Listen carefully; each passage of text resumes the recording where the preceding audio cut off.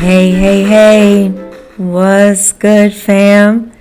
It's Tuesdays with Tawana. So grateful to be in the building on this last Tuesday of October. Deep breath. For we know October is one of the awareness months. It is Breast Cancer Awareness Month and Domestic Violence Awareness Month. And for this month, we have pretty much focused on domestic violence with, of course, some mention of what's going on in our world and lifting up surviving breast cancer and stating the affirmation that I am not my diagnosis. I am healing. I am a healer. I am a part of beloved community. I am focused on my faith, my spirituality. I am focused on love and light. I am focused on sharing my story in the hopes that it helps someone else, in the hopes that it'll give a language to someone else, in the hopes that it'll give a format of advocacy and activism. So this is what we do. We're here to build community one podcast at a time, and I have the honor to be your host and your curator, Dr. Tad, for Tuesdays with Tawana. Hey, brother. Always good to see you. Thank you. As always. So today, we are bringing this awareness month to a close, but never ending our voice, always ending the silence with the goal of ending this silent killer called domestic violence. Sharing our stories, using discernment when we share our stories, making sure that we have the support from community, whether it is therapy or a dear friend or going through organizations like the National Domestic Violence Hotline. But we are here to build community because healing does not happen in isolation. I can truly say that it will be 7 years I have been on this journey of surviving metastatic breast cancer. And it's not only by the grace of God, but it's how God shows up in every one of you as we build community and as you share healing energy with me, as we share it with one another, as we share our stories, as we give loving guidance and feedback and encouragement and create brave space for us to speak up and to speak out. Healing happens in community also because of the way we are called into this world. We were not called into isolation. We were called into community. We were called to fill gaps as we are called to do in whatever specialty or area or expertise or passion that we have, so that we complete the puzzle. We complete the complex puzzle as each one of us being a puzzle piece and a part of community. And along with community, whether it's family or friends or congregational beloveds or people at work, depending on the type of work you do, there are so many different ways to build community. And one way that I choose to build community is doing this vodcast every Tuesday, turning it into a podcast so that it can be heard near and far. And hopefully people will develop a language of healing and wholeness and love and community, trust, and building and deconstructing and dismantling those things that harm us and speaking out. So let's get with it. One thing I want to mention is today it has been, let me look at my calendar. I was ordained in the African Methodist Episcopal Church back in 2010 as an itinerant deacon. So I am grateful to reflect on the humble beginnings as an ordained minister. I was ordained in a very unorthodox way. And sometimes when things are done in an unorthodox way, people tend to feel like they lose their power and control, and then they respond in a way that is totally inappropriate by being expressing their anger in a very demeaning and dehumanizing way. So because of my unorthodox way of being ordained, I was able to learn and grow even more and not be under the thumb of someone who just wanted power and control. Didn't really care about my feelings or what I thought or what happened, and understanding my ordination was tied to an opportunity to be a leader in the AME Church and to learn so much in Denver. I served at Shorter Community AME Church for quite some time, built some amazing friendships, and in those friendships I found my voice and I found my passion. And I am so grateful. So I just wanted to posit that moment of gratitude to my beloveds who saw fit to choose me and ordain me as an itinerant deacon in the AME Church. And then, of course, later on, I was ordained as an elder, but that's for another time. I also want to make note of, of course, what's happening in Israel and Palestine. I just got word that there was another ground attack, a very aggressive ground attack, which killed, I didn't write down the number, but too many Palestinians once again. And I don't, this is Dr. Tad speaking from what I know and what I have researched and listening to other activists and advocates and abolitionists and racial justice leaders. I do not condone genocide. I do not condone nor appreciate my tax dollars going toward a war that is killing innocent civilians on both sides, but in particular in Palestine. I don't appreciate no one, or very few, not no one, because I'm someone and I stepped up and said it, calling for a ceasefire and restoring the things needed to survive, like water, electricity, food. Hey, Alan, good to see you. Glad you are joining today. Blessings to you as well.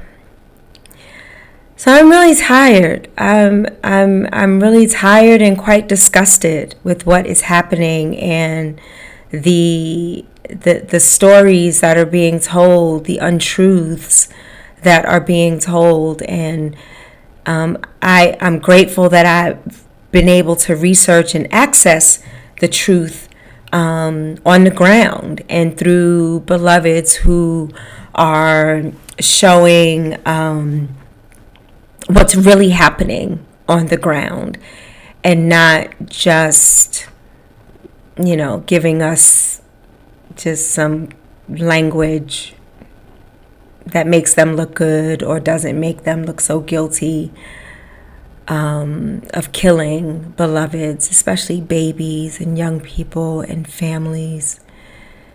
It is a horrible thing to witness, and I just needed to name that before we begin our time together or continue our time together. Tony, thank you for making it today. I just love seeing you pop up on my screen. So yeah, love for our Palestine siblings. Hoping that the killings will end and there will be a ceasefire.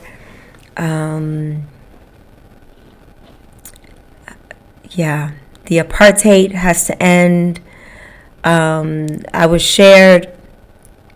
My daughter shared some pictures with me, or actually she may have even posted them, when she went to Palestine a few years ago, and how, that wall,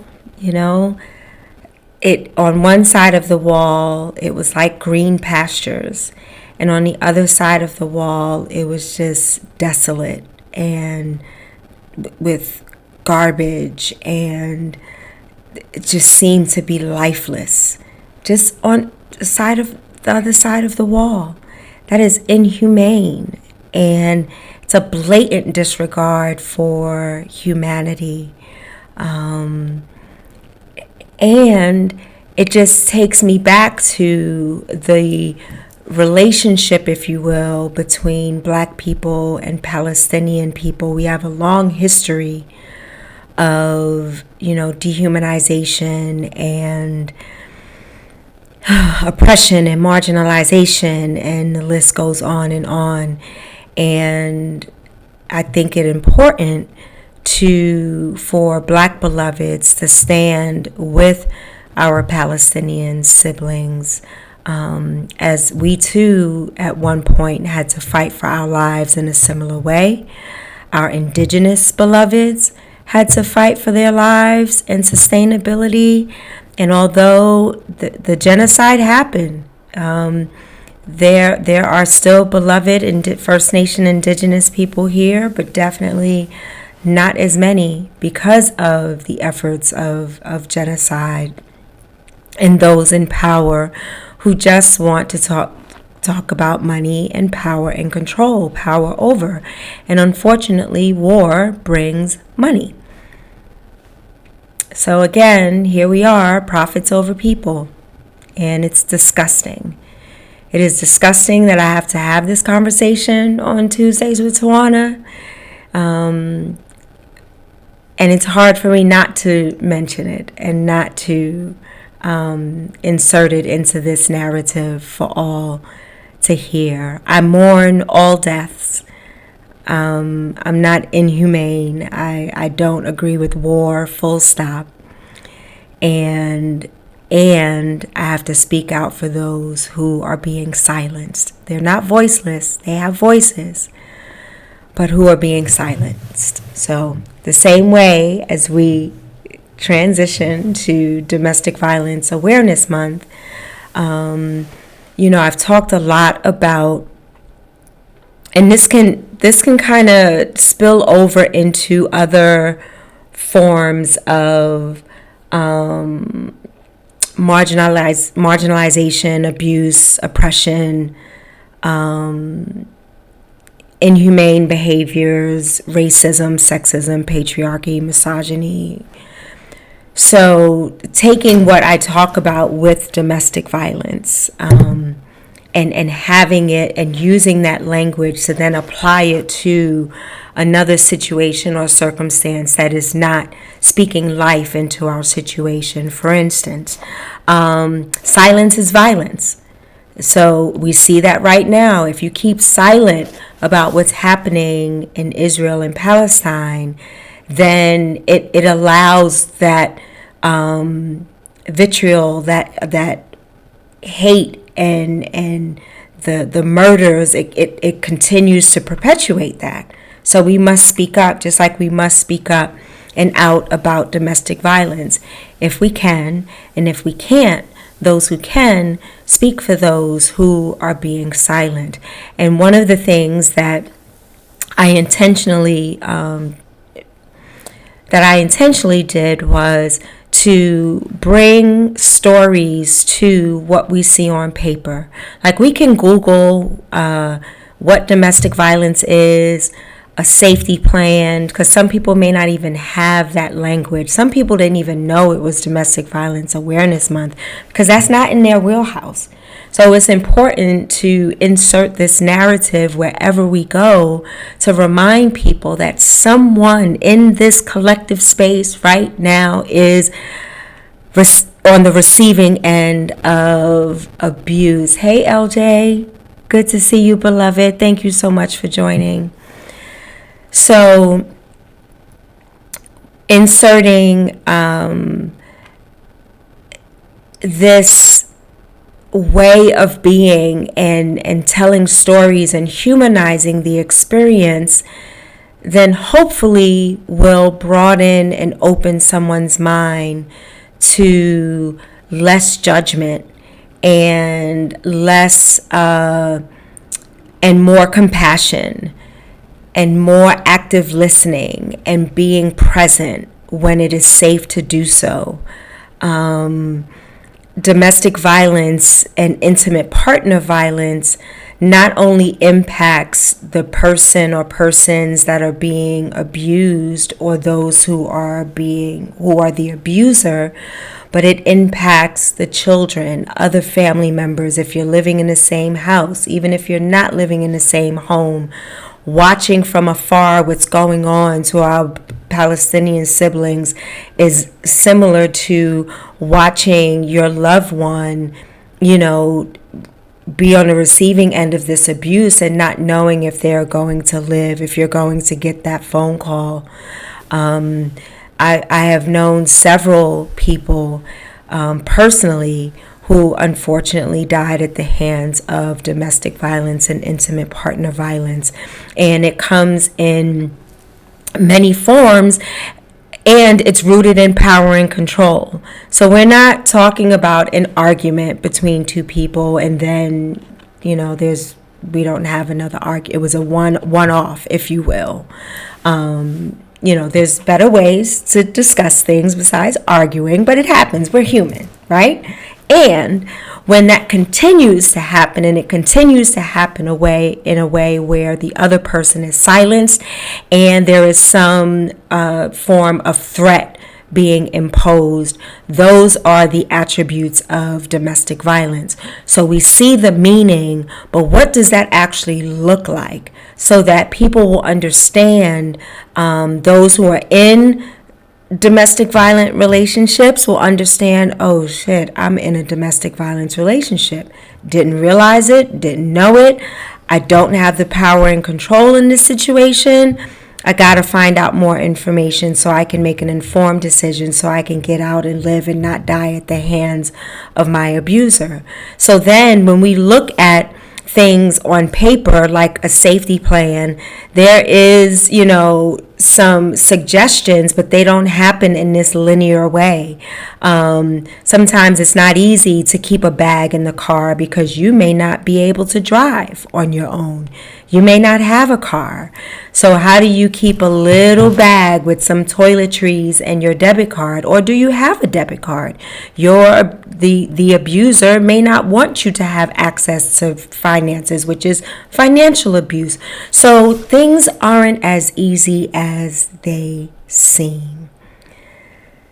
It looks good and it sounds good. A shelter sounds great if there is room, because there are so many people who are, in abusive relationships who want to get out, and the shelters are full. But if you happen to get a spot in a shelter, is the shelter receiving enough funds? Because the government doesn't care about, and I'm talking about not individual people, but the government overall, and how funding gets cut that impacts us the most. So whether it's having shelters that are clean and well staffed, Sometimes they're not well staffed, and it might be 20 to 30 beloveds to one case manager or counselor or, program director or whatever, and that's too much. That's a heavy load to bear.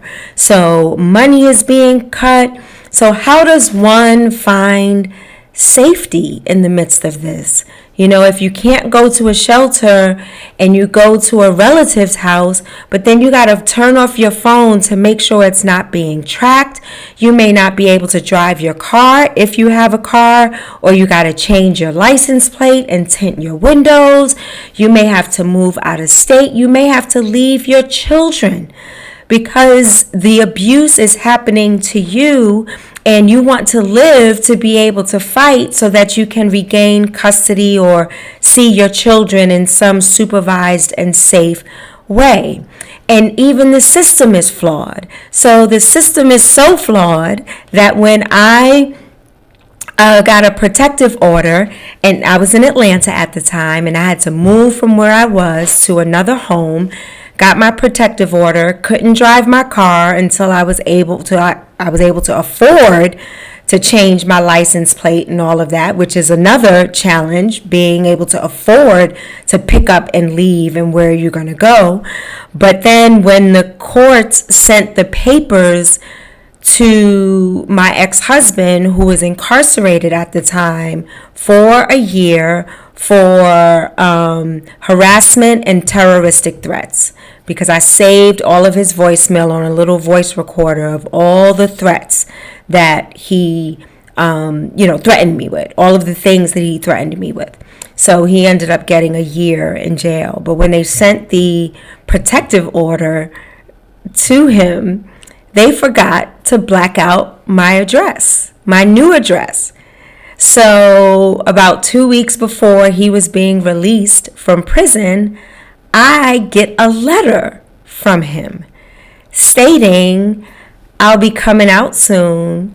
I can't wait to see you," and said some other things that I won't repeat.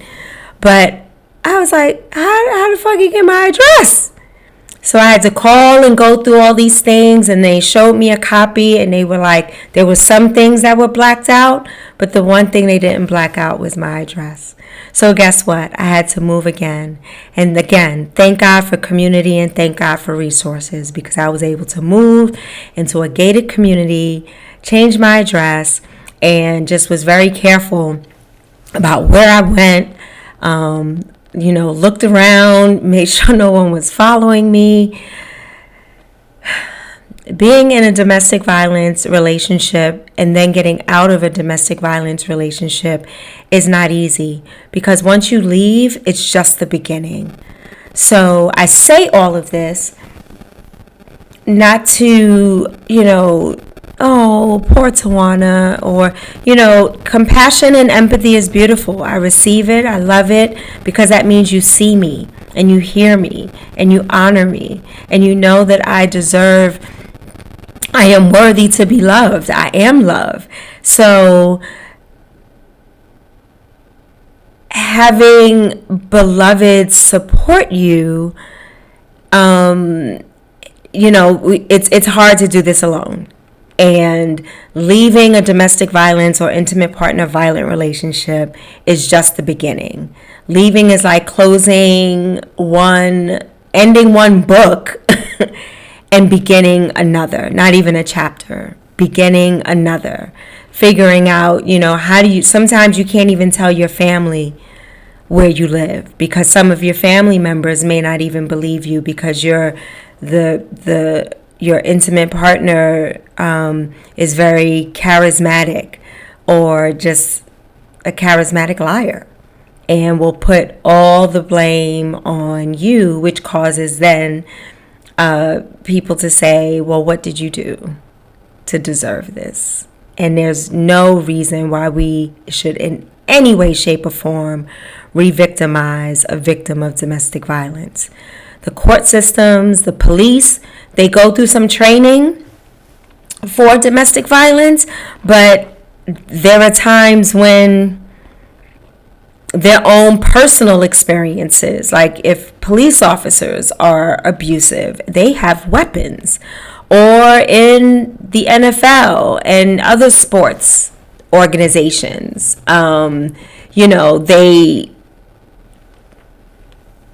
can hide it because of money, because of power, because of fame. And I'll close with this. Charles Barkley, they were doing, their thing before a game, or maybe during halftime or something, or maybe at the end. It doesn't matter. And the NBA commissioner was at the table with them, and they were talking about all this basketball stuff, and then they had to go to commercial. But Charles Barkley was like, okay, hold up, I got something important to say before we go to commercial. What are we doing about the rise in domestic violence in the NBA? We have an opportunity to be at the forefront and really start putting things in place to hold people accountable.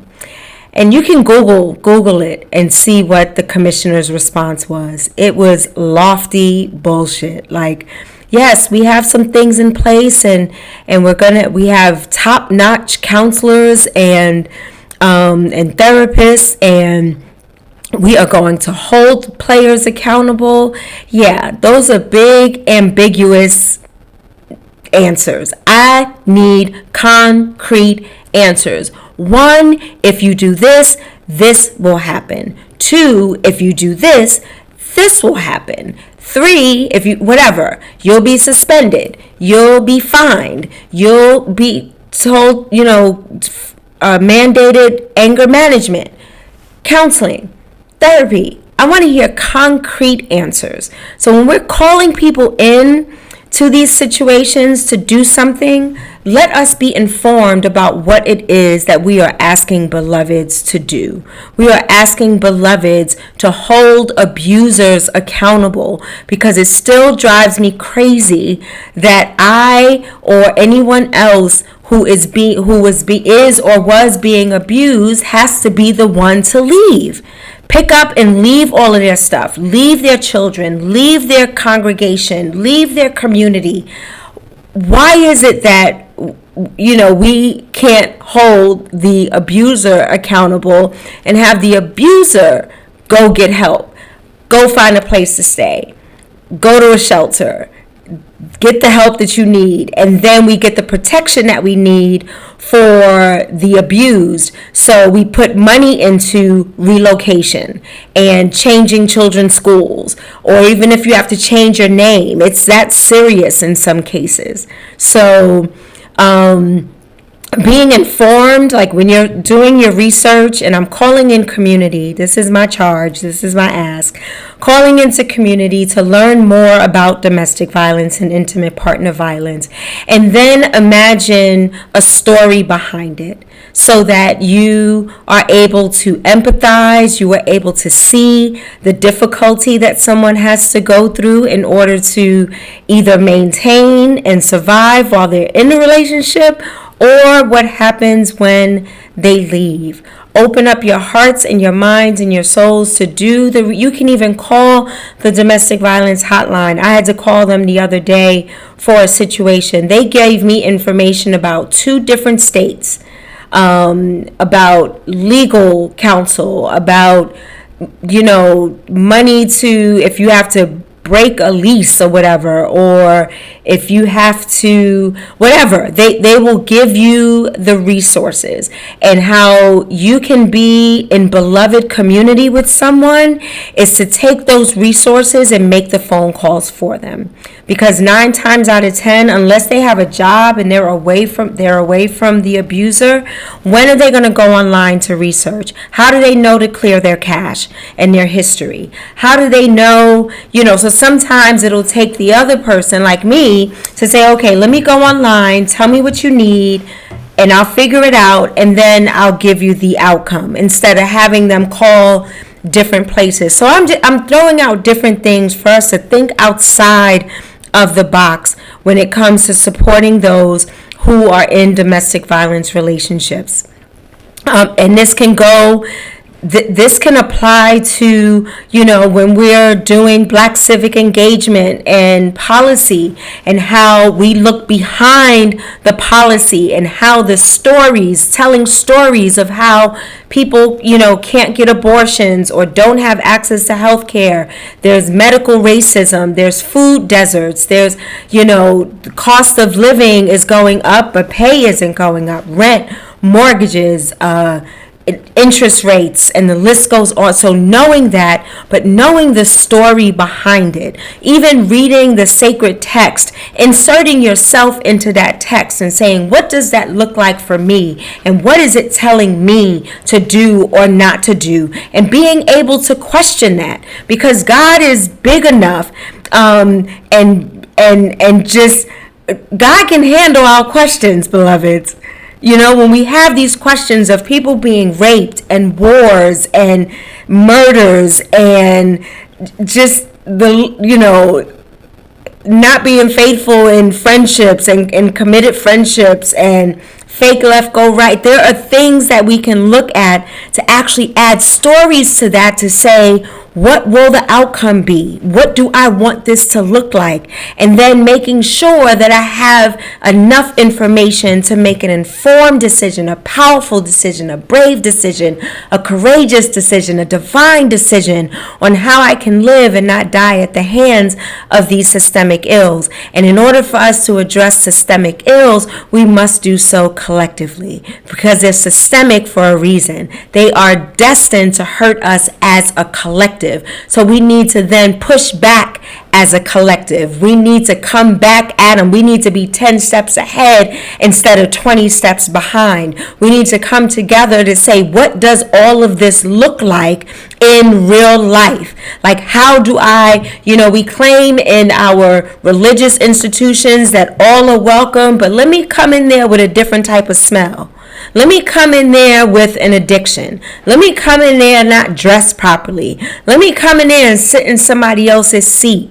We must be able to humanize beloveds and to speak up and speak out if they can't speak out for themselves regarding their experiences, and call forth and call in and even call out those leaders who are, just spewing surface nonsense and not really getting to the meat of solving the issue. And we can only solve the issue together in community. So if you're full of yourself, you're patriarchal, you think it's power over and power with, you're a capitalist, you have this white supremacist thought and all of that needs to be dismantled.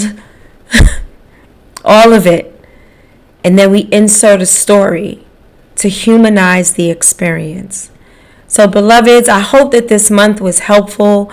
I hope that there is a greater understanding and a more loving understanding of what it is for beloveds to be in a domestic violence relationship, whether it's the abuser or the one who is receiving the abuse.